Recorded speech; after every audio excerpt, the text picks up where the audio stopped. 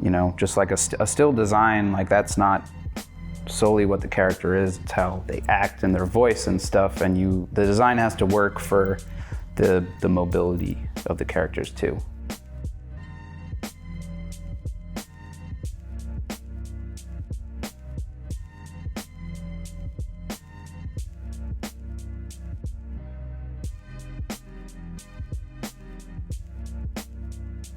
Hey everybody, this is Rodrigo Huerta, and welcome to another episode of Shot Talk. This week I have the esteemed Zach Bellissimo. Esteemed. Yes. Zach, thanks for being on, man. Thanks for having me. It's good to be out of the house. Yes. I think a lot of artists like to step outside and breathe the air. Sunlight, especially when California's on fire. Right. Good for your lungs. Right. So it's not Bellissimo, it's Bellissimo, right? Well, I always said it Bellissimo, but some people like to say Bellissimo. But oh, okay. I think it's the Spanish in me. I can't help it. Yeah, it's fine. I think we met. It must have been maybe 2 or 3 years ago or something like that. Yeah. And I noticed that you had this like aesthetic, this like 1950s greaser, and I'm just curious, like where did that start, or like how did you get into that scene or whatever? I don't know. Like I think what happened was I realized a lot of music from old 90s cartoons was like rockabilly. Yeah. Like Rocko's Martin Life. Oh, that's right. I was Has like kind of rockabilly music, and Johnny Bravo, he's, right, like Elvis and James Dean or whatever. I was gonna bring that up because your pilot has like this Dick Dale sort of like California surfer music, which I absolutely love that stuff. Yeah. And a lot of commercials growing up had that music and that kind of 50s aesthetic. So I guess I just kind of caught it from that, and eventually discovered like what it was, and Carl Perkins, Jerry Lee Lewis, Johnny Cash, those guys. And I've always loved older movies, so I don't know, it's just I just like it. Yeah. I noticed a lot of animators, more, probably a higher percentage than other industries. Yeah. tend to gravitate towards stuff like that. Like I know, even like Ren and Stimpy, their intro had a very like rockabilly inspired stuff. And that too, yeah. I don't know what it is about that era, but all the music from Ren and Stimpy was like music from old sitcoms and stuff, where it sounded like that, and even like SpongeBob sort of had some surf rock stuff, like the old ones, and all the music from that is just like already made music. It's weird. It's funny how I think I don't know, like stuff. I guess what it really speaks to is that if something is good and has the test of time, something that's classic, so to speak, like it never goes out of fashion. I guess if you end up finding it, because I think and then obviously we're talking about really old cartoons as it is. So that's always the stuff that you kind of want to try to hit, I guess, the mark close to, at least, right? So because we had Adam Polonian on here. He was the first guy on here. That guy's a huge music file. Like he will get into all sorts of like subgenres of 60s stuff and this and that. So I think there's a lot of overlap. I think with because it's a lot of it's something as basic as timing. Like an animator and a musician both have to have this internal rhythm, right? Of like, now you're here, now we're here, and now it's like this nice little up and down contrast, right? Like, and it's like music, like certain music makes you think of an image. Like I think a lot of like film and animation and art, painting, whatever, like might come from listening to a piece of music and kind of visualizing something, like maybe you see like a music video or you see like a scene in a movie. I think Tom Waits said that movies try to be like music. Yeah. And I love Tom Waits, by the way. I saw him. Dude, he's one of my favorites. This is really random, but do you remember that Neon Cat meme from Forever, or the little? Oh, someone did a Tom Waits one. Yeah, it was Tom Yeah, Cats, and he was like, he's doing the Neon Cat song. It's pretty great. Anyway, that was funny. Yeah. Random tangent, but yeah. No, yeah. But I did like a music video for this band I like called the Legendary Shack Shakers, and they're kind of like a rockabilly kind of bluegrass, gypsy music. Like they kind of blend all these things together, and the guy, the front man JD, was like, yeah, your art is kind of like a visual representation of our music. Wow, man. And I was like, I never thought of it like that. I mean, I just love your music, He's like, I think they go together so well, so I want you to do this video and stuff. That must have been a pretty like a nice moment where it's like, it's validating my appreciation for this, right? Like, that's cool. Definitely, yeah. Now, I know you've been here in California area for a while, but did you actually grow up out here, or were you come from somewhere else? Or no, I'm from New York, not the city. I always tell people I'm from New York, and they're like, "Oh yeah, so the city." It's like, no, I'm from Long Island, New York. And did you study art out there, or did you just like self-teach yourself, or like how did that go? Well, yeah, I was always interested in drawing, and my parents took note of that, and they, supported me and would enroll me in like extracurricular art classes, and then at school, I did all the art classes, and everyone just always knew me as like the kid that draws. Right.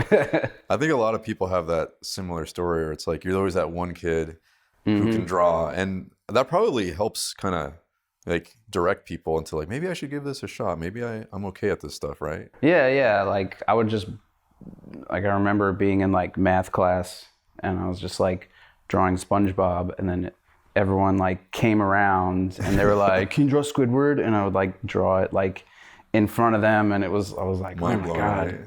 Yeah. It was like cramping me in. What do you think? Because I noticed, we should definitely talk about this too, because I know you have a pilot in the works, oozing with style, oozing with like a lot of charm, and take it from me, it's very ornate, and it's very fleshed out, and I can't help but wonder, like it looks almost like you're paying homage to animation you don't see anymore. I guess like contemporary stuff, right? Like I was just curious, like, did you have definite sources of inspiration for it, or? Like...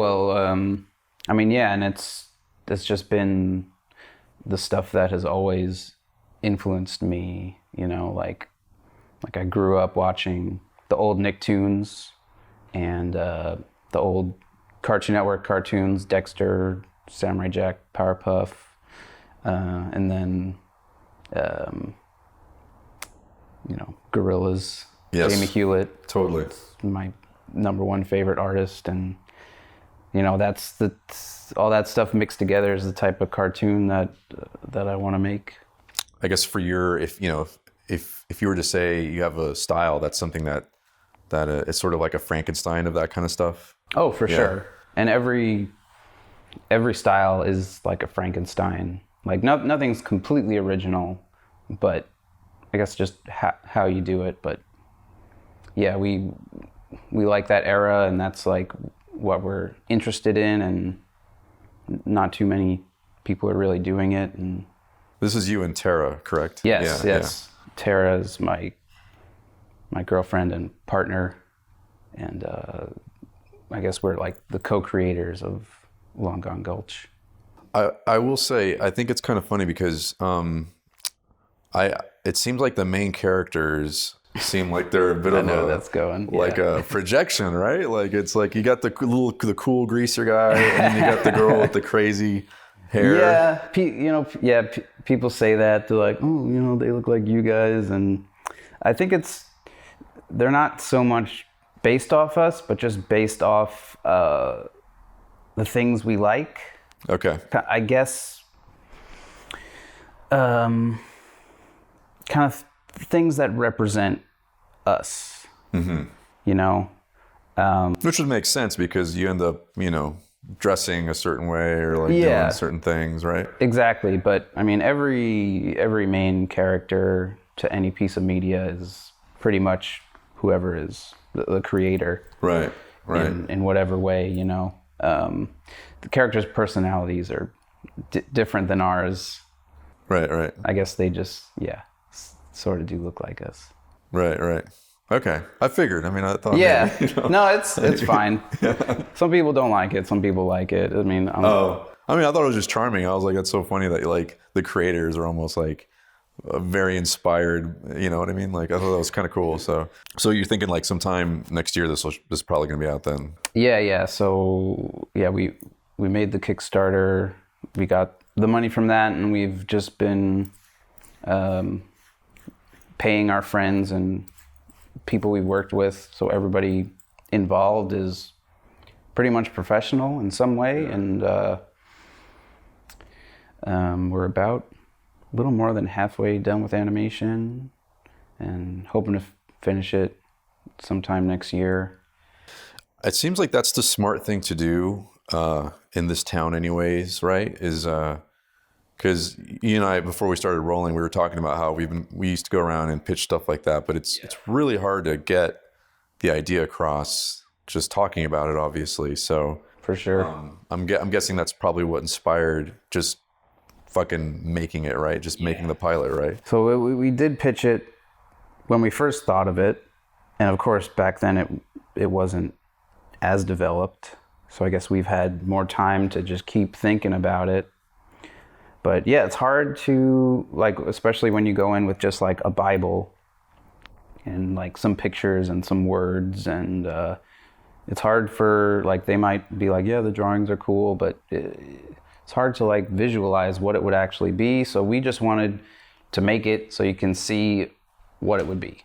Yeah, so you can see a working version of it. Yeah. And then, because I will say what I did see of it, it felt like it could have been on TV, like I'd like to think that, if I was a suit, so to speak, I'd be like, oh, I get it. I you know what I mean? So that's the smart approach, I get, I hope so.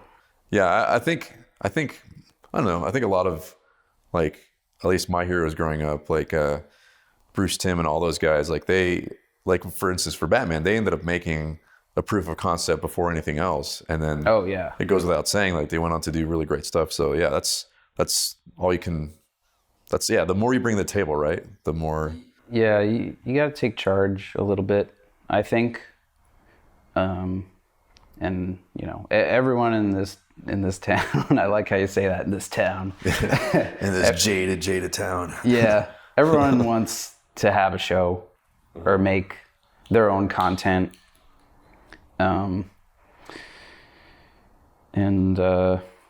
think you have to know how to do it, how to make it, and we're doing a lot of stuff ourselves. Like we are paying animators to animate for us, but I'm also animating myself, and I'm doing all the key animation, like all the key poses, and giving them to the animators, and Tara's doing like the cleanup when the animation's done, and we both do like the character designs, and like I'm editing and stuff like that.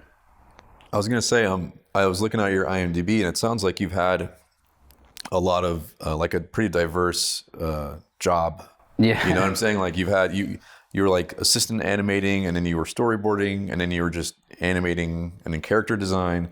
So I would imagine that that's something that really informs trying to be a show creator, where it's like, because you kind of have to wear all those hats at different times, right? Yeah, when you're directing a team, right? For sure. Like, I don't know how I got the jobs that I got, like, within my career so far, or I still feel like I'm starting out. But yeah, so yeah, after like Titmouse doing mostly animation stuff, like cleanup, and like I did a little animation on like some minor projects they did, and then Tara was already out in California, so I was like, well, yeah, it's time for me to go. Yeah. And yeah, then Rick and Morty came along. Tara was friends with Justin and was like, hey, my boyfriend needs a job. He wants to, like, my dream was to be a character designer. Mm-hmm. So I was thrilled to get that. And this was first season Rick and Morty. So people would be like, what are you working on? I'm like, oh, this thing, Rick and Morty. They're like, what? Yeah. Like, there was a time people didn't know what it was. Yeah. So I was going to say, that must have been really fun for you because Rick and Morty likes to go all over the place. You know, obviously like literal different planets and dimensions. So imagining as a character designer, that must have been a pretty fun job. Like it was fun. Like I did a lot of the Cronenberg mutated creatures and the one where they go inside the hobo anatomy park. Like I did some of the sexual disease monsters. So that was great. Yeah. The so STDs or whatever. Yeah. That stuff was fun, but then you also have to do like the incidental people, which isn't like as fun, but it's, you know, you have to do it. So I guess that's part of being a character designer. Yeah. So after that, you know, the season ended, and I took a little break, and then like I needed a gig, and season 2 wasn't starting for a while, and I tried to get other character design jobs, but you know, with only like one show under my belt, and then the rest, like Titmouse, was just animation. It didn't really help me get another design job. And at that point, nobody batted an eye about Rick and Morty. So no, because it wasn't out yet, and if it was out, it didn't really make like at the time it didn't make the big splash that it did. So I was like looking for work and somehow got the storyboard test for Teen Titans Go, and I was like, okay, well maybe I don't want to do boards. I want to do character designs, but I need something, so maybe I'll try this. And I ended up sticking with that for like 3 years. Did you end up enjoying it at that, like after a while? Yeah, I got the boarding bug.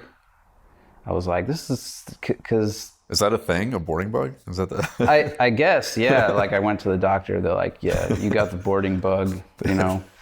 Take one of these each night. But I thought it was fun, and the way they board over there is different than most shows. You board in Flash on a timeline, and you're pretty much timing it out yourself to the voices. Cool. So you throw in the voices and you go by the script. And I mean, that was the only way I kind of knew how to do it. Because it was like, well, if it's going to animation anyway, you might as well it was sort of like keying it out almost for animation. Yeah. I mean, at times it was fun. At times it was very hard because it was more than what a board artist should do, which I eventually learned. No, it's true. My first boarding gig, it was actually in Flash also. And yeah, they just gave us the assets. They were like, here's the voice recordings. And I would just get on anywhere on the internet just to grab temp sound effects and temp music.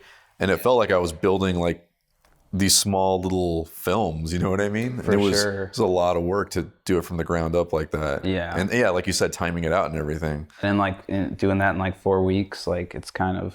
Yeah. It is kind of a lot. Yeah.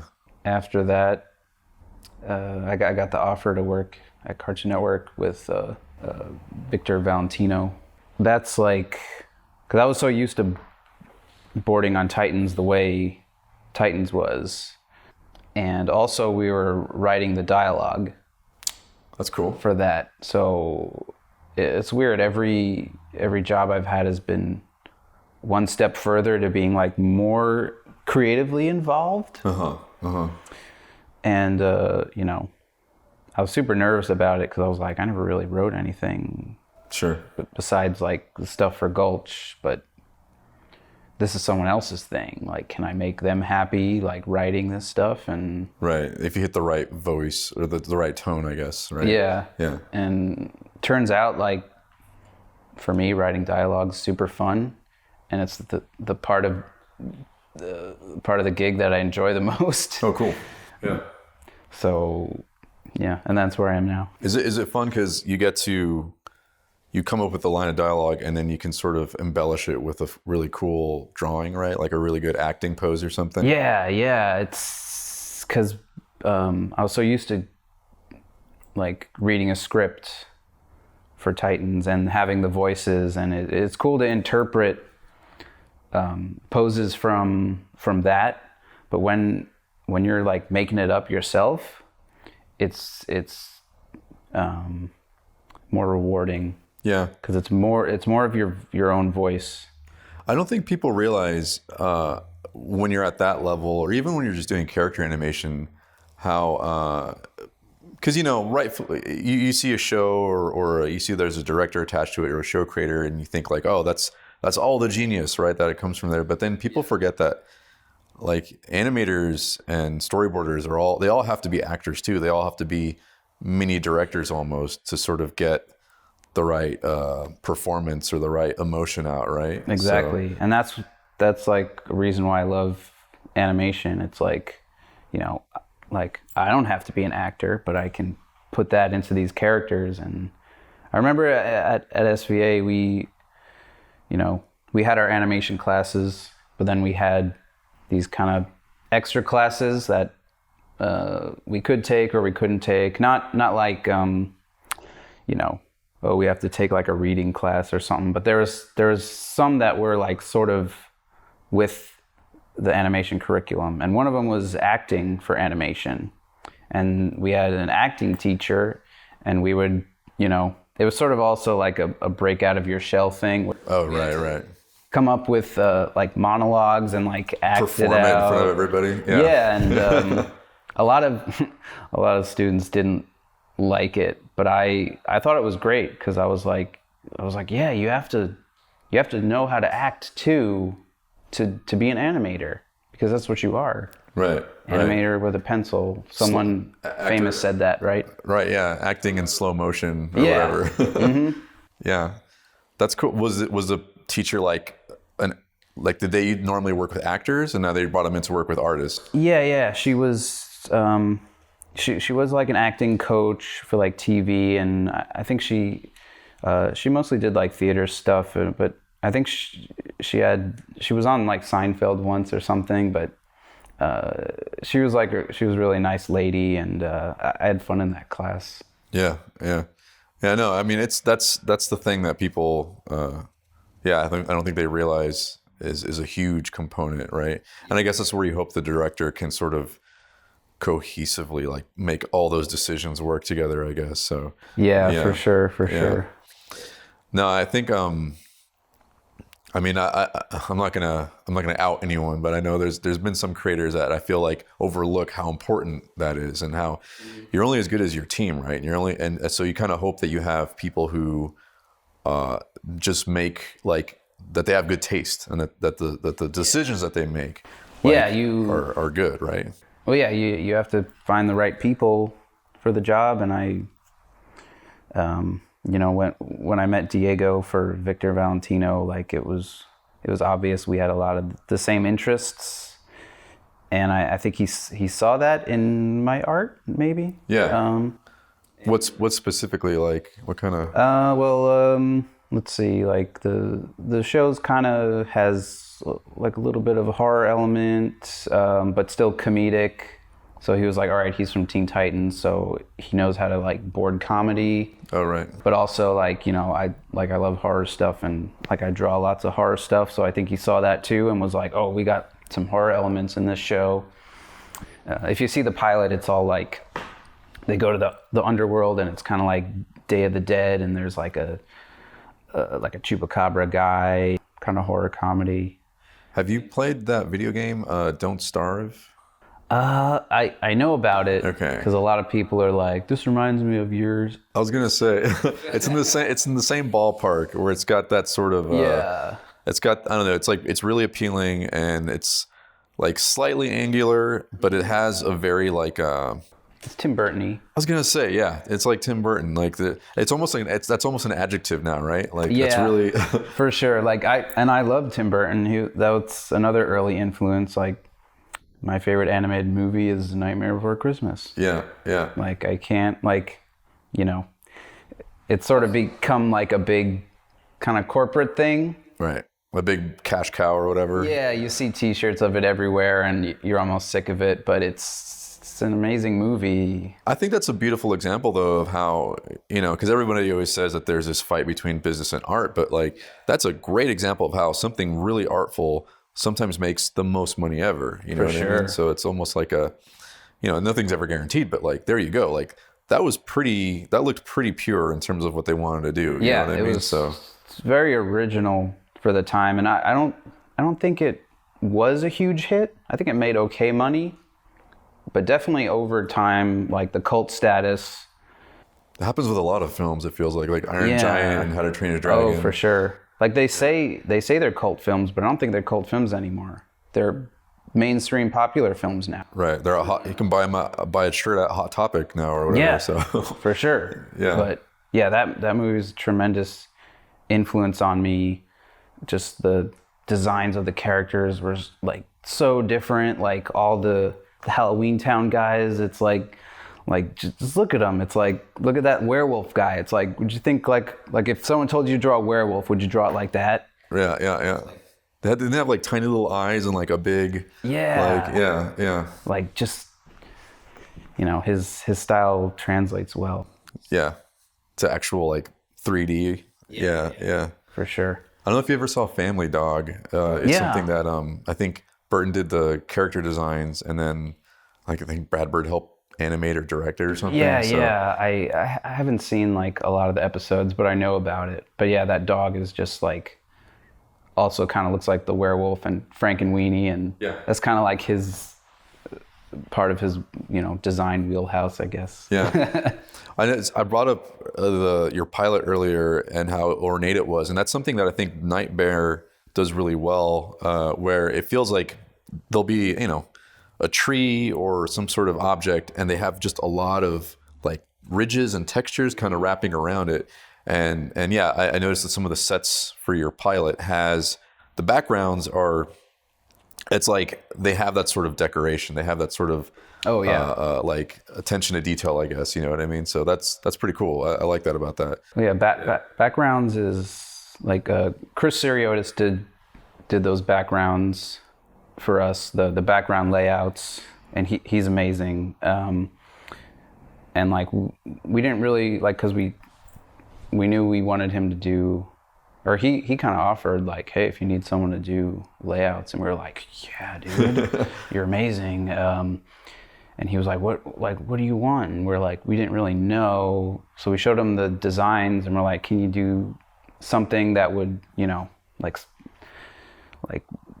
these characters have to live in this world, and they're kind of angular and sort of scuzzy looking, and we kind of described what we wanted for the world, and then he just like did it, and we were like, yeah, you got it. Yeah. Like, amazing. Because I noticed it's weird. It's like there's a lot of detail, but it doesn't distract from what's happening. It's not like an information overload or whatever. So yeah, it's a real nice balance. Yeah. That's a hard thing, is having, because the characters have to stand out also within the world, but fit into it. So it's like, just making sure, or keeping track of where they are in the scene, and like, okay, you got a tangent here when her hand goes over this thing, like maybe move that. Oh, right. So it doesn't conflict with the background. Yeah. For TV shows, sometimes they don't think that, but just because they don't have time, but we have like time to make this like what we want. Are there any I guess character designers growing up for you that you thought something to aspire to? I mean, we talked about Burton already, but for sure. Watching like Dexter's Lab, Samurai Jack, Powerpuff Girls, it feels like the 90s was sort of this beautiful renaissance, right, of 2D, and then that was like Yeah, I mean, like the '80s, I guess, kind of got stale, and with all the Hanna-Barbera stuff, and then The creator boom yeah, is exactly. what happens. Yeah, yeah. And but it was cool because like Nickelodeon was sort of, I don't think it had like a set style, but you know, like Rugrats didn't look like Hey Arnold. Right. Like they all looked different. And then Cartoon Network, yeah, like Dexter and Samurai Jack, same creator, but they were still different. But it definitely had that angular approach. But it was still in that like organic vein. Like it was never like flat and stale. It was flat and organic. Like if you watch like Samurai Jack, just look at like the background characters, and it's like they didn't make them just like boring. It's like, whoa, they drew these like crazy, like they were like experimenting, you know? Like there's one episode with like that Totoro looking character, and then like some characters look like they're from like, you know, Star Trek or whatever, or like they're pulling all these like influences but making it work with the style and the world. And that's one thing that inspired me a lot. Cool. And when you say organic, you mean like, because for me, I think about even though a character is really stylized and quote unquote flat looking, once you see them moving, all of a sudden it's almost like magic because they have volume and they have depth, right? After once they start moving around the frame or whatever. So that's what I mean when I say organic. Yeah. Feel like characters, not like right. on the flat square Flash character, you know, tween or whatever. Yeah. For sure.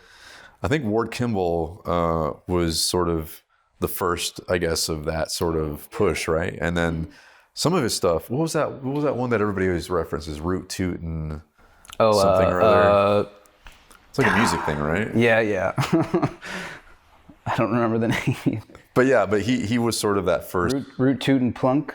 That's probably what it was. Something like that. I think there's another word in there too. Yeah. Root Toot, Plunk, and something Plunk else. and honk or something. Yeah. But yeah, I mean, that was a great example of taking something that it's like the mind can't see how that's going to even work, and then in the hands of the right people, it's like, oh wow, this is working so nice now.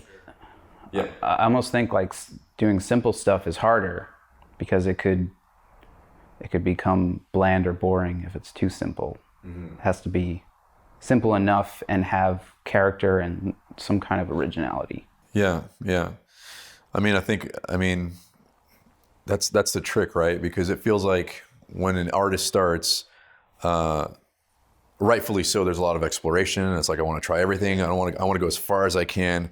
And then you start to realize, like, you start to edit down and sort of figure out like what are the most important line strokes, or what are the most important like ideas to really embellish, right? So, and that's something I've also learned from, you know, the Gendy cartoons, the Craig McCracken cartoons, is they are very simple but very iconic. And you know, if you add, like, everyone kind of wants to add all these like bells and whistles to their characters, you know, like, oh, give them a little thing here, it makes them more original, but you know, it gets in the way of the acting sometimes. Like even with Gulch, we're still kind of developing the style a little more. Mm-hmm. Like definitely when we started posting about it till now, when we're actually animating, like the characters look different, you know? Yeah. And we've edited them like, you know, instead of like 5 hair spikes, there's like 3, like sure. Stuff like that. And like one character had pigtails, but they got in the way of her arms, so we made it a ponytail. Yeah. Stuff like that. And I think that's like, it's like setting yourself up for higher, like more polish, even though it may look because it's animation, right? Because yeah, I think about when Bruce Timm did his Batman designs, how like that was sort of smart to set him up that way, because I think somebody posted on Twitter the other day that scene of where Clayface is turning into other things, and you look at Clayface and he's not overly complicated with the detail, but you put that in the hands of like a badass, and all of a sudden it works so good for animation. It's just crazy how far you can take something like that. Yeah, I love that scene, but it's like that, and there's like a clarity you have to give with your characters, and just like a still design, like that's not solely what the character is, it's how they act and their voice and stuff, and the design has to work for the mobility of the characters too, is what we've kind of discovered through this whole process. When you say mobility, you mean like the way they move, like okay, like what I was talking about with the character with the pigtails, like the arms got in the way of the silhouette because they were kind of long. Okay, and they were hard to draw. Yeah, like animate two things instead of one. Yeah, totally. Yeah. With the animators we have, I'm giving them the key poses, and they're pretty fleshed out. Yeah. And then they just have to interpret it. Just how big of a team? Just curious. Do you have? I think we have about like 7 animators. Okay. It's amazing how I was curious about sizes of crews, because I think I watched An American Tail like a year ago, just because that's a movie I grew up with, and I was like, oh, I'm gonna see this again. And I remember by the time you get to the credits, you look at how many people animate. It's like maybe like 12 or 15 character animators for like a 90-minute. Like, it might have been a little bit more, but I remember it was like a single. Because you go to the movies now, and you see a long list of people, and it shows because there's so much polish. But yeah, An American Tail, which is a really filmic, really nice movie, and I think it was like one like credits card or title card or whatever you call it of all the animators, and it felt really small, and I thought I feel like that kind of goes to the point of you don't need gobs and gobs of people as long as you're working with like really high quality, super passionate people, right? Like for sure, yeah, and everyone involved is really, really great and really into the project. But also we don't have a lot of people because we have, the money that we made for it pays for what we can everyone get. Who's on there. Yeah. And none of the money is going to me or Tara.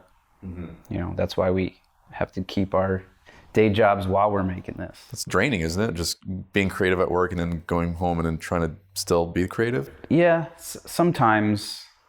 But it definitely helps when more people are involved, because you feel like okay, I have to do this to get this to this person, or like they send you back a scene and you get inspired because you're like, oh, look what you did to my drawings, they look great, Yeah, that's a huge component. I think a lot of people who are independent artists, it's so hard if you're a one-man band, because if you're like, oh man, people are relying on me, or like somebody's waiting for feedback, or I gotta stay accountable. That goes so. Even if it's just one extra person, like I speak for myself, and like when I did a lot of YouTube stuff, just having one extra person helping me with animation stuff is like, it's crazy. It's like as we're social creatures, right? Like we have to have that, right? Yeah. And you definitely need someone else there to like pull you back to reality, because sometimes you'll be looking at something and you'll be like, I don't like this anymore, but it's only because you've been looking at it for so long, and then someone else will be like, no, it's fine, like you're overthinking it, or right. Or you could be like, oh, this is so great, I love this, and everyone's like, no, it should be different. I think I have that problem more than anything. I was like, this is great, guys. It was like, why is nobody else laughing? Come on. But it goes in waves because it's been a while since we've been doing this, and it definitely goes in waves where you're like, yeah, this is gonna be great, and it's like, oh, this is no one's gonna like this.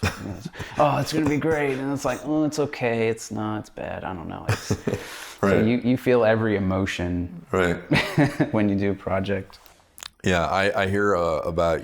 I think it was that South Park documentary where they showed like 7 Days Till Air. Yeah. And yeah, you see that roller coaster, right? Yeah. And then at the end, but when the time it finally airs, I think Trey Parker he like always gets a Big Mac or something. Like he always gets McDonald's just to like sort of comfort food. You know, I think he was eating that during the making of it. Yeah. Because he was like, I just need some comfort, you know. And he's like building Lego sets to take his mind off of it.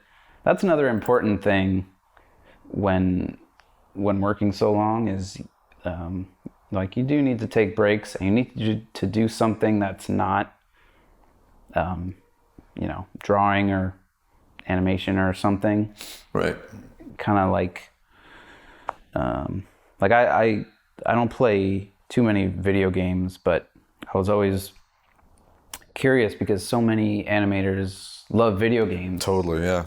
And it seems like they're playing it a lot. Yeah. And then I see like, oh wow, they've been posting like a sketch a day. How do they get stuff done when they're playing so many video games? But I realized it's because I guess it uses a different part of your brain.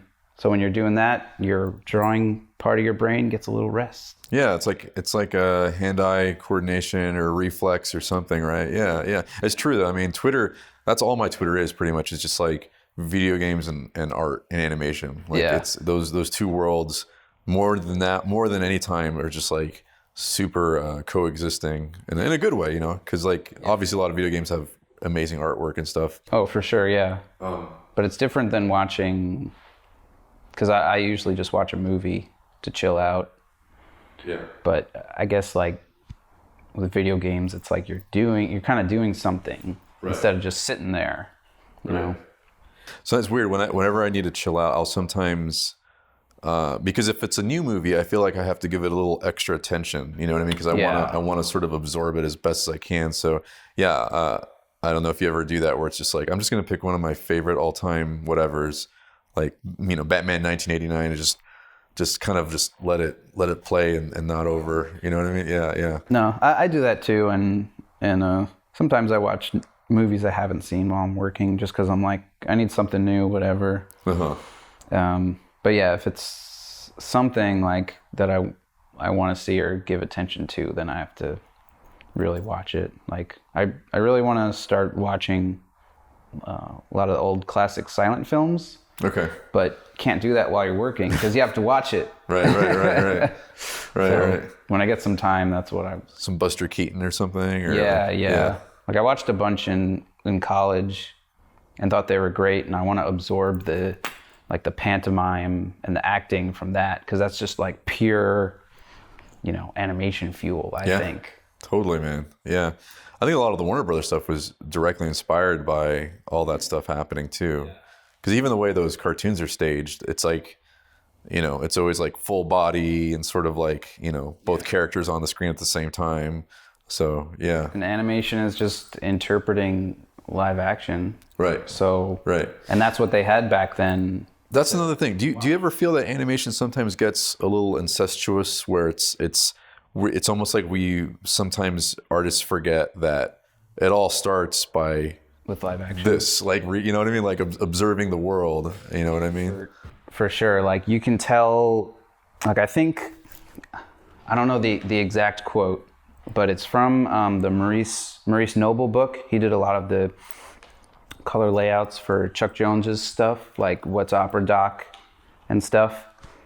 Yeah. And he has like a whole process with like picking certain colors for the mood, and he was famous for like really enhancing that stuff. But he said something about how when he does his backgrounds, which were super stylistic, like those great Chuck Jones ones, where he wouldn't look at other animation backgrounds for inspiration, because then, like you said, it would get too incestuous. So he was aware. He was self-aware enough. Yeah. He would take photos or look in books and just interpret the live action. And I think it does that does happen in animation, where you're just looking at other animation and then wondering like, why doesn't it look original? Right. It's not exciting. It's kind of hitting the same. It's literally painting by colors almost, right? Or it's like, or by numbers, where it's like, okay, we've seen this already. Yeah. I think that's what's exciting about a lot of independent stuff, or even, you know, even like we said in the 90s, the creator driven stuff, where it's like there wasn't necessarily a template, right? And it was Yeah. it was exciting to see the artists come through so strongly in the work. So yeah, that's always the most exciting stuff. There was something else I was going to bring up too. Something about Tom Waits. I don't know. We can talk about Tom Waits all day if you want. We can make a Tom Waits podcast. Yeah. Oh, this is really obscure, but there was a show, I think in the 90s, called Fishing with John. Yeah, and they had a Tom Waits episode, which was pretty amazing. That was great. That's That's so funny. Yeah, and I had like William Dafoe and stuff. Yeah, Willem Dafoe. That I love that episode. Yeah. Is at the end, like the narrator's just like, and then they died. They froze to death or something. There's something fun about that, where it's the comedy isn't so overt, but if you're paying attention, you're like, did anybody else hear? You know what I mean? Like, it's absurd. It's a little different kind of comedy, but yeah, like Tom Waits puts a fish in his pants. He's like, do I put it in my pants? I think he was in Mystery Men. He was the weapons maker, which is a movie I really like. I think a lot of people haven't seen that. So. I like that movie. It's I saw it in the theater, I think. Okay. Oh wait, no, I didn't. I saw it on VHS, like after it came out. That feels appropriate for Mystery Men VHS. Yeah, on like my grandparents' tiny TV, watching it, Mystery Men. So Zach, so for you, where do you see yourself in terms of like stuff you want to try, or even like as an artist, things you want to get to? Like, where do you want to go from your current career? Definitely more independent animation projects, probably smaller ones, not 16-minute pilots. Well, yeah, just maybe some shorts. I'd love to try to write a little more. Yeah, you mentioned that you like the dialogue stuff, so more of that probably. Maybe, or try to write like a little book or something. Not like a kid's book, like, I don't know, novel-y type of thing, but not too long. Yeah. I don't know. Just try more writing stuff. I don't know. See what comes my way. Yeah. No, keeping an open mind, right? Yeah. Because I, interested in a lot of things, and I think definitely trying different stuff is good. Yeah. I don't even know what I want to do yet, so. Yeah. I think it's good not to know what you want to do. Because some good advice. Something comes along and it's like, yeah, I want to do that. Yeah. Any questions you have, Jesse? No, not really. I know we were talking about this earlier, but some of your drawings remind us a little bit of that show, Grim Adventures of Billy and Mandy. Oh yeah. Have you watched that show? Oh, I grew up watching that. I get that a lot too. We get a lot of different stuff. Mostly it's this looks like Ren and Stimpy, or your stuff gets this looks like Ren and Stimpy. Yeah. Really? That's interesting. A lot of people say that, and yes, it was an influence also. But I mean, people see what they want to see. Like we get like Teenage Robot also, and I'm kind of like, really? Tim Burton. Yeah, we've gotten Billy and Mandy a couple times, but I love like all the stuff they're saying that our stuff looks like is stuff that I like. Yeah, so you're like, I'll take it. That's awesome. Someone did say like, this reminds me of Johnny Test, and I was like, That's funny. But that was just one person. But that's hilarious. Cool. Well, Zach, thanks for being on the show. Yeah. It was great being here. Thanks for having me. We'll have to follow up with the pilot that comes out. Yeah. Hopefully sometime 2019. You're thinking? Yep. So sweet, dude. I'll send it to you and keep you posted. Dude, yeah. We'll give you a shout out. We'll give you a retweet. Awesome. Yeah, that'd be good. Appreciate it. So yeah, man. Well, that'll be it for Shot Talk this week, and we'll see you guys next time.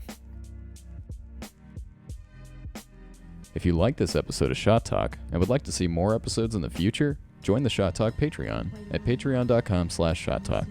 You'll get access to private Discord servers, Q&A opportunities for the guests, and more. Also, if you're enjoying these beats, you can follow me at jetsy.bandcamp.com. Thanks, and see you next time.